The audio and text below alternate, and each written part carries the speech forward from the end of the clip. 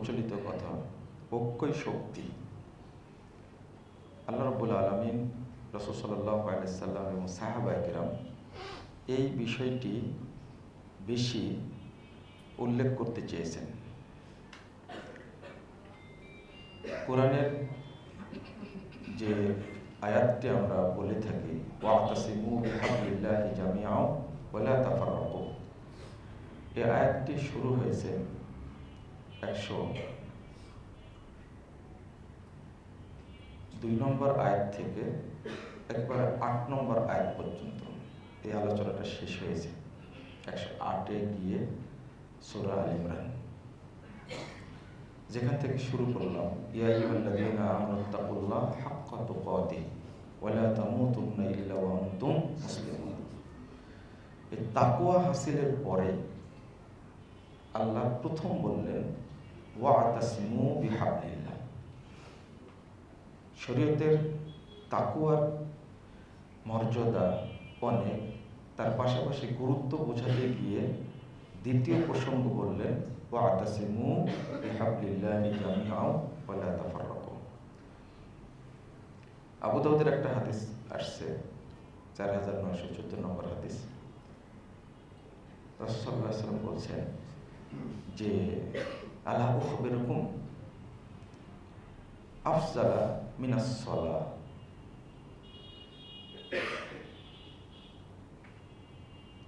তোমাদেরকে কি আমি জানিয়ে দেব না, তোমরা যত আমল করো, মিনাস সালাহ ওয়াস সাদাকা, সালাত যাকাতের চেয়েও কোনটা বেশি আল্লাহর কাছে প্রিয়?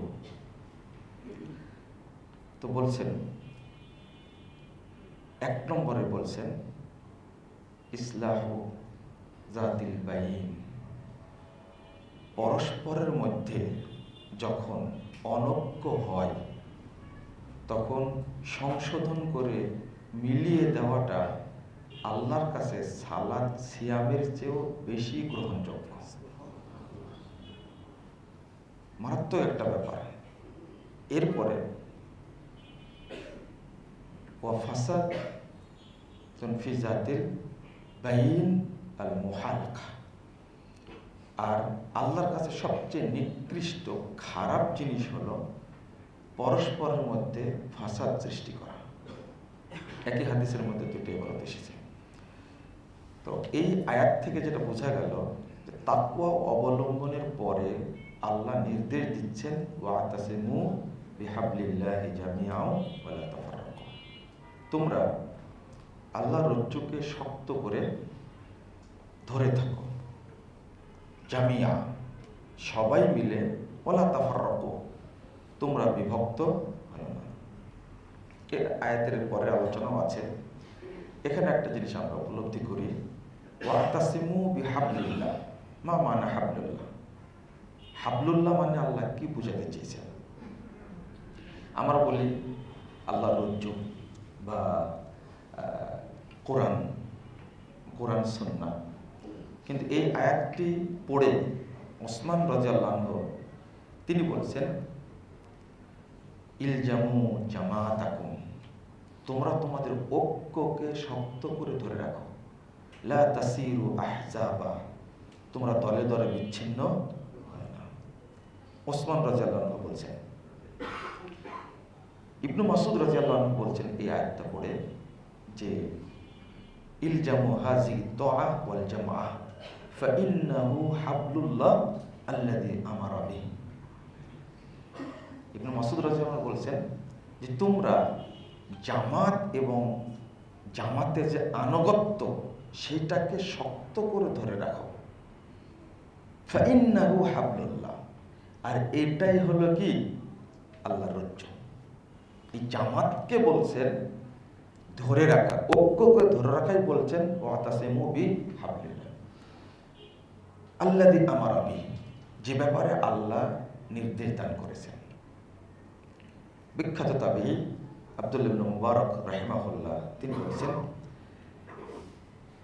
যে ফাইন্নাল জামাতা ওয়া হাবলুল্লাহ, জামাতকে শক্ত করে ধরাটাই হলো হাবলুল্লাহ। ফাতাসিমু বিহা, তোমরা এটাকে হাতে দাঁতে শক্ত করে আঁকড়ে ধরো। ফাইন্নামা হিয়াল উরওয়াতুল বুসকা লিমান দানা, কারণ এই জামাতটাই হলো শক্তিশালী হাতল আল্লাহর পক্ষ থেকে, যে জামাতকে আঁকড়ে ধরবে, জামাতের কাছে থাকবে। তাহলে আমরা এই আয়াত থেকে বুঝলাম যে আসলে বিহাবলুল্লাহ বলতে সাহাবায়ে কেরাম যেটা বুঝতেন, তাবেঈরা যেটা বুঝতেন, সেটা হলো আমাদের মধ্যে যে ঐক্য আছে সেই ঐক্যটা কি করা, ধরে রাখা। এই হাবলুল্লাহ মানে আল জামা। এখানে আর একটা বিষয়, 2165 নম্বর হাদিস তিরমিজির মধ্যে এসেছে, রাসূলুল্লাহ সাল্লাল্লাহু আলাইহি ওয়াসাল্লাম বলছেন, ওয়া আলাইকুম বিল জামা, তোমরা ঐক্যকে শক্ত করে ধরে রাখো, এটা তোমাদের উপর ফরজ। ওয়া ইয়্যাকুমুল ফুরকা, আর বিভক্তি থেকে অনেক দূরে থাকো, বিভক্তি থেকে অনেক দূরে থাকো, আশেপাশে যেও না। ফাইন্নাশ শাইতানা মাআল ওয়াহিদ, কারণ শয়তান একজনের সাথে থাকে। ওয়া হুয়া মিনাল ইসনাইন আবআদ, শয়তান দুইজন থেকে অনেক দূরে থাকে। আবআদ। ওমান আরাদা বুবুহাতাল জান্নাহ ফালইয়ালজামিল জামাআহ, তোমাদের মধ্যে যে চায় জান্নাতের একবার উত্তম মধ্য জায়গায় থাকতে চায়, আশা পোষণ করে, সেজন্য ঐক্যকে শক্ত করে ধরে থাকে। জান্নাতের মাঝখানে থাকা, এটা পজিটিভ হাদিসগুলো, নেগেটিভ হাদিসগুলো আরো কঠিন। 2166 নম্বর হাদিস তিরমিজির মধ্যে এসেছে, রাসূলুল্লাহ সাল্লাল্লাহু আলাইহি ওয়াসাল্লাম বলছেন যে ইয়াদুল্লাহি আলাল জামাহ, জামাতের উপরে হাত আছে, আল্লাহর হাত আছে। আরেকটা আসছে ইয়াদুল্লাহি মাআল জামাহ, জামাতের সাথে আল্লাহর হাত আছে। এর অর্থ কি? আর একটা হাদিস বলিনি, তারপরে অর্থটা করি। 1715 নম্বর হাদিস সহিহ মুসলিমের মধ্যে এসেছে, রাসূলুল্লাহ সাল্লাল্লাহু আলাইহি ওয়াসাল্লাম বলেছেন, ইন্নাল্লাহা ইয়ারদা লাকুম সালাসা ওয়া ইয়াসখাতু লাকুম সালাসা, তিনটা বিষয়, তোমাদের তিনটা বিষয়ে আল্লাহ সন্তুষ্ট থাকেন, আল্লাহ সন্তুষ্ট হন, আর তিনটা বিষয় খুব রাগান্বিত হন। ওয়া ইয়ারদা লাকুম সালাসা, তিনি যে তিনটে বিষয়ে সন্তুষ্ট থাকেন তোমাদের উপরে, তার নাম একটা হলো তা'বুদুহু আন তা'বুদুহু ওয়া লা তুশরিকু বিহি শাইআ, তোমরা আল্লাহর তাওহীদকে মেনে নিবা আর আল্লাহর সাথে কাউকে শরীক করবে না। এক নম্বর, এটাতে আল্লাহ খুব খুশি থাকেন। ওয়া আন তা'তাসিমু বিহাবলিল্লাহ ওয়া লা তাফাররাকু, আর তোমরা ঐক্যকে শক্ত করে ধরে থাকো, এটা আল্লাহর কাছে খুব প্রিয়, আল্লাহ খুব পছন্দ করেন। তারপরে বলছেন ও আন তুনাসিহু মান আল্লাহুল্লাহু আমরাকুম, আর যারা শাসক থাকবে তাদেরকে নসিহত করো। এই তিনটা কাজে আল্লাহ খুব খুশি হন। এই হাদিসটা উল্লেখ করে ইমাম ইবনে তাইমিয়া রাহিমাহুল্লাহ তিনি একটা কথা বলছেন, আমি এটা আপনাকে অনুবাদ করে শোনাবো। প্রথম খণ্ডের 118-19 পৃষ্ঠা। হুকুকুর রাইয়া লুজুমু জামাতিহিম, প্রজার যতগুলো অধিকার আছে তার মধ্যে একটা হলো লুজুমু জামাতিহিম, তারা তাদের জামাতকে, ঐক্যকে শক্ত করে ধরে থাকবে। গুরুত্বপূর্ণ কথা, ফাইন্না মাসলাহাতাহুম লা তাতিম্মু ইল্লা বিইজতিমাইহিম, যত কল্যাণ আছে ঐক্যবদ্ধ না হওয়া পর্যন্ত কোনো কল্যাণ পূর্ণ হবে না। ফাইন্না মাসলাহাতাহুম লা তাতিম্মু ইল্লা বিইজতিমাইহিম, তারা যতক্ষণ ঐক্যবদ্ধ না থাকবে ততক্ষণ আল্লাহ তার নিয়ামতকে তাদের উপর পূর্ণতা দান করবেন না। ওহুম লা ইয়াস্তামিউন আলা দালাল, আর মুসলিমরা কখনো ভ্রষ্টতার উপরে ঐক্যবদ্ধ হবে না। এর পরের বাক্যটা এত গুরুত্বপূর্ণ, বাল মাসলাহাতু দীনিহিম ওয়া দুনিয়াহুম ফি ইজতিমাইহিম ওয়া ইহতিসামিহিম বিহাবলিল্লাহি জামিয়া। দুনিয়ার কল্যাণ এবং দ্বীনের কল্যাণ নিহিত রয়েছে তাদের ঐক্যের মধ্যে, ওয়া ইহতিসামিহিম বিহাবলিল্লাহি জামিয়া। আর সবাই মিলে ঐক্যকে ধরে যখন থাকবে তখনই বুঝতে হবে দুনিয়াবী কল্যাণ পরকালীন কল্যাণ তাদের মধ্যে অবস্থান করছে। যখনই বিভক্ত হয়ে যাবে তখনই দুনিয়াবী কল্যাণও থাকবে না, পরকালীন কল্যাণও থাকবে না। তারপরে বলছেন ফাহাদিহিল খিসালু তাজমাউ উসুলাদ্দীন। এই তিনটা বৈশিষ্ট্যই, যে আগে যেটা বলেছেন, এই তিনটা জিনিস যেটা অনুবাদ করলাম, তাওহীদ, ঐক্য আর নাসিহা, এই তিনটা জিনিস দ্বীনের যত মূলনীতি আছে সবগুলোকে একত্রিত করেছে। কিন্তু আমরা নিজেরা ঐক্যটা বুঝতে চাই না, বুঝি না। এই যে নিজের মতো চলা, এই যে গোঁড়ামি, ঐক্যবদ্ধ থাকতে হলে একজন মানুষের কি লাগে? আনুগত্য করা লাগে, কিছু মানুষের পরামর্শ শোনা লাগে। যখনই আপনি কারো আনুগত্য করতে চাইবেন না, তখনই কিন্তু বুঝতে হবে এটা হলো শয়তানের লক্ষণ। আজকে আমরা খুব স্বপ্ন দেখছিলাম যে ডাক্তার জাকির নায়েক আমাদের মাঝে আসবেন। আলোচনা কানাঘষা চলছিল, এমনকি আজ থেকে 4 সপ্তাহ আগে এটা স্বরাষ্ট্র মন্ত্রণালয় থেকে অনুমোদন নেওয়া ছিল। কিছু প্রোগ্রাম করবেন, তার মধ্যে আমাদের 2টা থেকে 3টা প্রোগ্রাম দেওয়ার কথা ছিল। ফাইনালি যেদিন আমরা মিট করলাম, আমি নিজেই ছিলাম, তারপরের দিনই ঘোষণাটা আসলো। আমাদের তারিখও মোটামুটি ঠিক হয়ে গেল। ঢাকা একটা, রাজশাহী একটা, দিনাজপুরে একটা। যাক, কোনোভাবে জাকির নায়েক সম্পর্কে আপনারা খুব ভালো জানেন, আমার চেয়েও ভালো জানেন আপনারা। তো তাকে নিয়ে আসতে হলে যে প্রস্তুতিটা লাগবে, অন্তত 6 মাস আগে থেকে প্রস্তুতি নেওয়া লাগবে। হয়তো যারা নিয়ে আসবেন বা নিয়ে আসতে চাচ্ছিলেন, তারা ভিতরের বিষয়টাকে অত গুরুত্বের সাথে দেখেনি। সিদ্ধান্ত নেওয়া হলো যে জাকির সাহেব কি আপাতত আসার অনুমতি দেওয়া হচ্ছে না। কেন? তিনি আসলে কি সমস্যা? অনেক রকমের কথা, কিন্তু প্রতিবাদ তো আর হলো না, তাই না? হ্যাঁ, পিআর নিয়ে কত প্রতিবাদ হচ্ছে, তাই না? ঢাকা 11 তারিখে অচল করে দেওয়া হবে, তাই না? তারপরে এই যে ইসলামী দলগুলো, আমি একটা আলোচনা করব ঐক্যের মানদণ্ড, এটা পরে। আজকে যেটা বলছি গুরুত্বটা, মানদণ্ড বলে বলবো। এরা যতদিন এই কামড়া কামড়ি করবে, ততদিন আমরা শক্তিশালী হতে পারবো না, পারবোই না।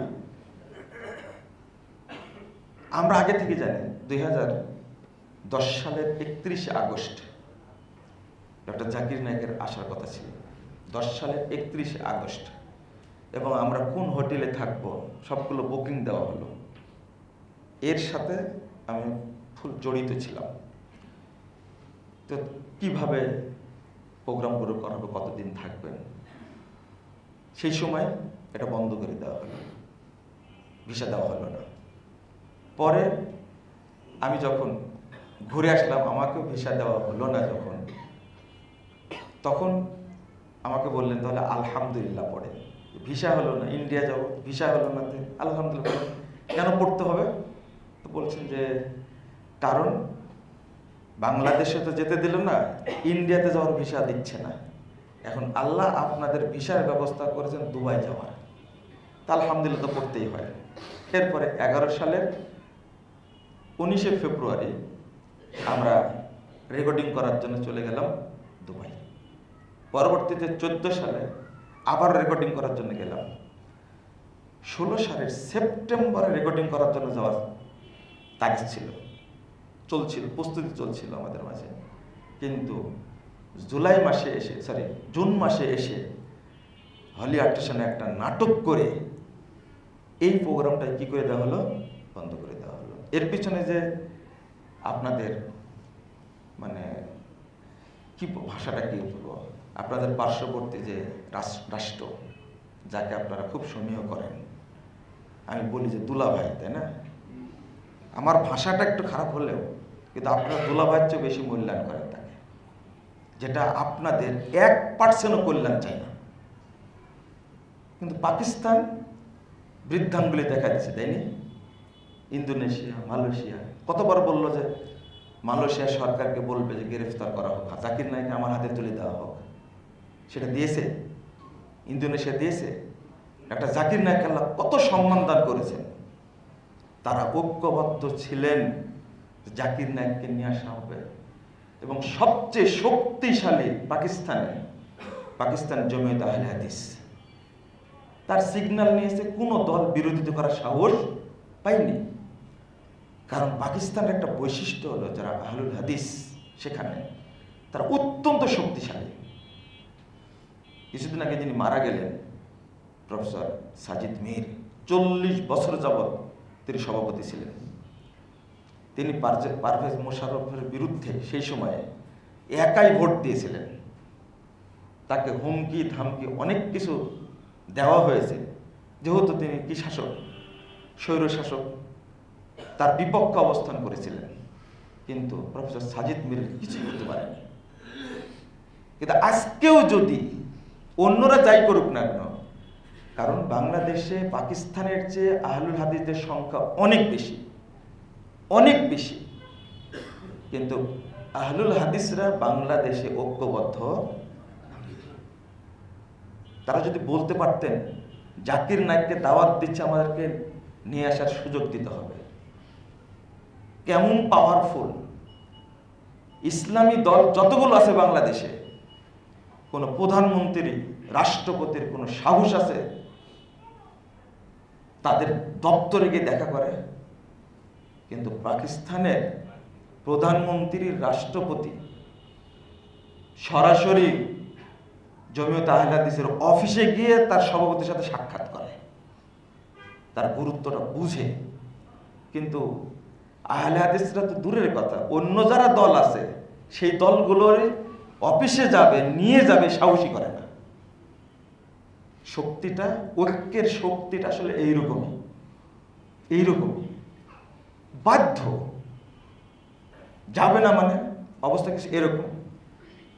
ঠিক আছে, এই দেওবন্দের বেরলবি যে মারামারি ভিতরে, এই রিপোর্ট কিন্তু প্রশাসন রিপোর্ট তো ভালো, না হলে অনুমতি দিবে কেন? বুঝেননি কথা? স্বরাষ্ট্র মন্ত্রণালয় অনুমতি দিয়েছে, কিন্তু আবার বাতিল করলো কেন? ওই যে নিচে কি ফোড়া উঠেছে, আস্তে আস্তে ব্যথা শুরু হয়েছে। জাকির নায়েক আসলে বাংলাদেশের আমাদের ব্যবসার কি হবে, পীরের ব্যবসার কি হবে, মাযহাবের ব্যবসার কি হবে? এই যে দেওবন্দি নিয়ে এই মাজার পূজা, কবর পূজা, আট্রসি, ফুরফুরা, মাছ ভান্ডারি, তারপরে দেওয়ানবাগি, চরমনাই, এরা যে ব্যবসা করে খাচ্ছে, এমনি তো ব্যবসা 50% গেছে, জাকির নায়েক দেশে পা দিলে আরো 40% যাবে। 10% দিয়ে আমরা সালাফিদের সাথে ব্যবসা করতে পারবো না। ওই নিউজটা ভিতর ভিতরে চলে গেছে। আমরা এই নিউজও জানি, খুব ভালো করে জানি যে হলি আর্টিসানের সাথে এই ধর্ম ব্যবসায়ী, এই পাগড়িওয়ালার, টুপিওয়ালারা যে জড়িত ছিল, এটাও আমরা রিপোর্ট জানি। পিস টিভি কিন্তু আওয়ামী লীগ, বিএনপি বন্ধ করেনি, বন্ধ করেছে আমাদের মতো পাগড়িওয়ালা, টুপিওয়ালা শয়তানগুলো। এটা আগে থেকে বুঝেছিলাম আমরা। 10 সালে আসতে দেয়নি কেন? একজন মন্ত্রীর সাথে কথা বলেছিলাম, তো বলছে হ্যাঁ নিয়ে আসেন, এটা তো আমাদের দেশের জন্য খুব ভালো, চিন্তা করেন। কিন্তু যখনই এই পাগড়িওয়ালারা বলছে বিদ্রোহ করব, বিরোধিতা করব, এটা জাকির নায়েককে বর্তমান সময়ে যদি নিয়ে আসা না যায়, ভবিষ্যতে আর পারা যাবে মনে করছেন? সম্ভব। তাহলে কি জিনিস জাকির নায়েক, ইন্ডিয়া এত বড় রাষ্ট্র, এই সন্ত্রাসী মোদি, বিশ্ব সন্ত্রাসী, 1 নম্বর সন্ত্রাসী মোদির ঘুম হয় না, সারাদিন জাকির নায়েককে নিয়ে ভাবে। তার দাওয়াত ছড়িয়ে গেছে, লক্ষ লক্ষ হিন্দু ইসলাম গ্রহণ করেছে। মোদি তো টাকা পয়সা দিচ্ছে আর ইসকন তৈরি করছে না বাংলাদেশে। এরা কারা? আরএসএস তো আছেই ইন্ডিয়াতে, ইন্ডিয়ার রকে লাগাই দিয়েছে। কিভাবে বাংলাদেশের অবস্থানটাকে নষ্ট করা যায়, এমনকি হুজুররা পর্যন্ত ইন্ডিয়ার বিরুদ্ধে একটা কথা বলে না। চিন্তা করতে পারছেন? ওরা মনে করে আমাদের মূল রব প্রভু হলো মোদি। আস্তাগফিরুল্লাহ, একটা কথা বলতে পারে না। আর যদি তাই হতো, একটু চিন্তা করেন, এই যে হাসনাত ছেলেটা কথা বলে ইন্ডিয়ার বিরুদ্ধে, ওর কিছু রাখতো? নাহিদ যে ছেলেটা কথা বলে ইন্ডিয়ার বিরুদ্ধে, সংগ্রামী তাদের ইন্ডিয়ার বিরুদ্ধে, এদের তো কোন দিন একবার লাশ গুম করে কিছুই পাওয়া যেত না। আর আপনার উদ্দেশ্যটা কি? ইন্ডিয়ার বিরুদ্ধে কথা বলতে পারেন না কেন? রয়ের ভয়?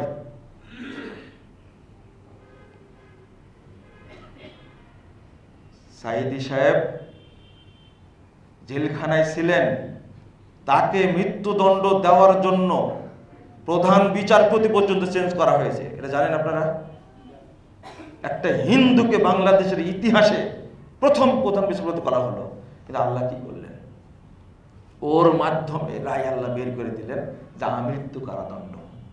অথচ বসার জন্য অন্য কারণে এই দ্বন্দ্ব শুরু, এখানে দ্বন্দ্ব শুরু পরে সেই বিচারপতি টিকতে পারলো না, লাথি দিয়ে বের করে অন্য দেশে পাঠিয়ে দেওয়া হয়েছে। আল্লাহর পরিকল্পনা আর মানুষের পরিকল্পনা এক হয়? পরবর্তীতে তাকে ফাঁসি দিতে পারল না, চেষ্টাই ছিল ফাঁসি দিবে। আমাকে বলছে, বাবা প্রথম পরিকল্পনা হয়েছিল 1 সালে আমাকে মেরেই ফেলে দেওয়া হবে, কিন্তু যাদেরকে দায়িত্ব দিয়েছিল তারা এসে আমার কাছে বলেছে যে আপনাকে মেরে ফেলে তার দায়িত্ব দেওয়া হয়েছে, কিন্তু আমরা নেত্রীকে বলেছি আপনাকে মারতে পারবো না। তিনি বলছেন, বলেন কি? হ্যাঁ, দায়িত্ব দিয়েছে, আমরা প্রতিবাদ করেছি। তিনি যুদ্ধ অপরাধের সাথে জড়িত, এটা আমাদের জানা নাই, অন্য দেওয়ার দায়িত্ব দিলে আমরা সেটা দেখব। তিনি আমাকে বলছেন এইভাবে। তাই নাকি? যা তখনই মেরে ফেলতো। এরপরে চেষ্টা হলে কি করে? ফাঁসি দিয়ে মারতে পারছে? অনেককে কিন্তু মেরে ফেলেছে। সাইদিকে মারতে পারছে? অন্তত এই বিশ্বাসটা রাখতে হবে। আজকে আমরা যে কাজগুলো করছি সব দুনিয়ার স্বার্থে, ব্যক্তি স্বার্থে, দলের স্বার্থে, ইসলামের স্বার্থ নয়, দেশের স্বার্থ নয়। এখানে এই জন্য যত বিশৃঙ্খলা হবে, এই জন্য প্রথম দোষী হলো আমাদের মধ্যে, সেটা হলো অনজ্ঞ এবং বিভক্তি হলো সবচেয়ে বড় দোষ। এই জন্য রাসূল সাল্লাল্লাহু আলাইহি ওয়াসাল্লাম বলে দিয়েছেন, তোমার সালাতের চেয়ে, তোমার যাকাতের চেয়ে, তোমার সিয়ামের চেয়ে মানুষের মধ্যে ঐক্য ধরে রাখা, মীমাংসা করে দেওয়াটা হলো সবচেয়ে বড় ফজিলতপূর্ণ কাজ। এরপরে একটা হাদিস, ওইটা হাদিসটা আরেকটু বললে আপনাদের কাছে ক্লিয়ার হবে। ইয়াদুল্লাহি আলাল জামা। আচ্ছা, জামাতের উপরে আল্লাহর হাত আছে, জামাতের উপরে আল্লাহর হাত আছে, জামাতের সাথে আল্লাহর হাত আছে। আসলে এর অর্থটা কি? ইমাম আল্লামা আবু তাহের পাট্টানি তিনি বলেছেন, এই সাকিনাতুহু ওয়া রাহমাতুহু আলা মুত্তাফিকিন। কথাটা এতটাই মানে চমৎকার যে আমরা এই যে আল্লাহর হাত আছে আমাদের উপরে, জামাতের উপরে, এর অর্থ তো করছেন এই সাকিনাতুহু ওয়া রাহমাতুহু আলা মাআল মুত্তাফিকিন, যারা ঐক্যবদ্ধ থাকে তাদের উপরেই মূলত আল্লাহর পক্ষ থেকে বিশেষ রহমত এবং বিশেষ সাকিনা নামক দয়া থাকে। ওহুম বাঈদাতুম মিনাল খাউফি ওয়াল আদা ওয়াল ইসতিরাব, ওই লোকগুলো ভীতি, শঙ্কা, ক্ষতি এবং বিশৃঙ্খলা থেকে অনেক দূরে থাকে। ফাইদা তাফাররাকু জালাস সাকিনাতুহু, যখনই তারা বিভক্ত হয়ে যায় তখনই আল্লাহর দয়া রহমত সাথে সাথে দূর হয়ে যায়। ওয়া উকিয়া বাসুহুম বাইনাহুম ওয়া ফাসাদাল আহওয়াল, আর তখনই তাদের মধ্যে বিশৃঙ্খলা, বিপর্যয়, ওয়া ফাসাদাল আহওয়াল, সমস্ত সেক্টর নষ্ট হয়ে যায়। শুধু একটা না, আপনি যখন বিভক্ত হবেন পরিবারে অশান্তি হয়ে যাবে, পরিবারে অশান্তি সৃষ্টি হবে, সমাজে অশান্তি সৃষ্টি হবে, রাষ্ট্রে অশান্তি সৃষ্টি হবে, অর্থনৈতিক জীবন অশান্তি হবে, পারিবারিক জীবনে অশান্তি হবে, রাজনৈতিক জীবনে অশান্তি হবে, রাষ্ট্রীয় জীবনে অশান্তি হবে হবে ওয়াফাসাদাল আহওয়াল। কারণ আল্লাহর রহমত যেখানে না থাকে সেখানে কি সেইটাকে ভালোভাবে চলতে পারে না। ওয়াফাসাদাল আহওয়াল, সব সেক্টর একবারে ভেঙ্গে চুরমার হয়ে যাবে, থাকবে না। ইয়াদুল্লাহি আলাল জামা। তো আপনি একটু চিন্তা করে দেখেন আমি বিভক্ত কিনা, আমি বিভক্ত। এরপরে ইমাম আসির আল জাযারি তিনি বলেছেন আই আন্নাল জামাত আল মুত্তাফাকাতা মিন আহলিল ইসলাম ফি কানাফিল্লাহ, এই ঐক্যবদ্ধ জামাতটা হলো, মুসলিমদের ঐক্যবদ্ধ জামাতটা হলো ফি কানাফিল্লাহ, তারা সরাসরি আল্লাহর তত্ত্বাবধানে পরিচালিত। ওয়া বিকায়াতুহু ফাওকাহুম, আর আল্লাহর পক্ষ থেকে তাদেরকে নিরাপত্তা দান করা হয়, আল্লাহ নিরাপত্তার দায়িত্ব নেন। ওয়াহুম বাঈদুম মিনাল আযা ওয়াল খাউফ ফাআকিমু বাইনা যহরানিহিম, বলছেন তারা ভীতি, ক্ষতি, বিপর্যয় থেকে অনেক দূরে থাকে। ফাআকিমু বাইনা যহরানিহিম, হে লোক সকল তোমরা একবারে জামাতের মাঝখানে অবস্থান করো, যেন শঙ্কা না থাকে আমি ঐক্যের মধ্যে নাই, বিরত আছি। আজকে আমাদের মধ্যে অনেক অহংকার তৈরি হয়েছে, আমরা কারো আনুগত্য করতে জানি না। একটু সুযোগ পেলে নিজে আমির হয়ে যাব, বুঝতে পারলেন? সুযোগ পেলে কি নিজে আমির হয়ে যাব। দেখছে যে আমার কিছু লোক আছে, কিছু দালাল চামচা চাটুকার আছে, নিজে আমির হয়ে গেছে। আমাকে যখন জমিয়তে আহলে হাদিসের দায়িত্বশীলরা বিভিন্ন দাওয়াতি কাজের সম্মেলনে সম্পৃক্ত করছেন, তখন একজন ব্যক্তি আমাকে বলছেন যে আপনি আবার দেখছি জমিয়তে আহলে হাদিসের প্রোগ্রামে যান, সম্পৃক্ত হন। আমি কেন, কি সমস্যা? আপনি একাই একজন আমির হয়ে যান, আপনার আন্ডারে আমরা চাকরিতে মানে দাওয়াতি কাজ করব। কারণ আপনি একাই, পাম দেখেন কাকে বলে, তা আপনি একাই একটা প্রতিষ্ঠান, আপনি একাই একটা উম্মাহ। আমি শুনে বললাম যে মাশাআল্লাহ, এখন আল্লাহর শুকরিয়া আদায় করবো না আপনার শুকরিয়া আদায় করব? কারণ শয়তান আপনাকে ছাড়া কাউকে পেল না, আমার কাছে পাঠালো এই প্রস্তাব দিয়ে। চিন্তা করেন, মানে আচ্ছা যদি বাংলাদেশে হিরো আলমের মতো কিছু লোক চামচা থাকে, কিছু লোক আছে না হিরো আলমের চামচা, তা আমার কিছু চামচা নাই? আছে তো চামচা, তাই না? অবশ্যই আছে, নাই মানে আছে। তো তাদের আমির হয়ে গেলে কি সমস্যা? আমাদের মানে ঐক্যর মধ্যে থাকবো আমি, এইটাই আমার জন্য বড় রহমত, বড় রহমত। আপনাকে আমাকে সেটা মনে করতে হবে। আর বিভক্তির যে পরিণামটা রাসূলুল্লাহ সাল্লাল্লাহু আলাইহি ওয়াসাল্লাম বলেছেন ইয়াকুনু ফি উম্মতি হানাতুন ওয়া হানাত, আমার উম্মতের মধ্যে খুব তাড়াতাড়ি দেখবা অনেক বিভক্তি, মতানৈক্য, এটা সেটা ঝামেলা হতেই থাকবে। মান আরাদা আন ইউফাররিকা আমরা হাযিহিল উম্মাহ ওয়া হিয়া জামি', যে চাইবে যে এই ঐক্যবদ্ধ উম্মতের মধ্যে বিশৃঙ্খলা তৈরি করবে, বিভক্তি তৈরি করবে, ফাজরিবুহু বিস-সাইফ কায়নান মান কান, তাকে তরবারি দ্বারা সাইজ করো, সে যে পর্যায়ের লোক হোক না কেন, তরবারি দ্বারা সাইজ করো। আরেকটা হাদিস ফাকতুলুহু বিস-সাইফ কায়নান মান কান, সে যে পর্যায়ের হোক না কেন। আমরা তো শুধু কতটুকু করি, সাসপেন্ড করি, শোকজ করি, সর্বোচ্চ করে বহিষ্কার। তাও 1 বছর 2 বছর পরে কি অটোকে আবার বহিষ্কার আদেশ প্রত্যাহার, বলি না? কিন্তু ওর কোনো ক্ষমা নাই। কি ভাবখানা এরকম যে আচ্ছা, জেনা করলে সাক্ষী লাগে কয়টা? 4টা সাক্ষী লাগে, প্রমাণ হতে হবে 4 জন দেখেছে জেনা করেছে। কিন্তু মজার ব্যাপার হলো এই হাদিসে কোনো সাক্ষীর কথা নাই। জেনা যে লোকটা করেছে তার বেঁচে থাকার, বিবাহিত নারী পুরুষ জেনা করেছে তার বেঁচে থাকার কোনো সুযোগ আছে ইসলামে? আছে না। আপনি ক্ষমা করার কে?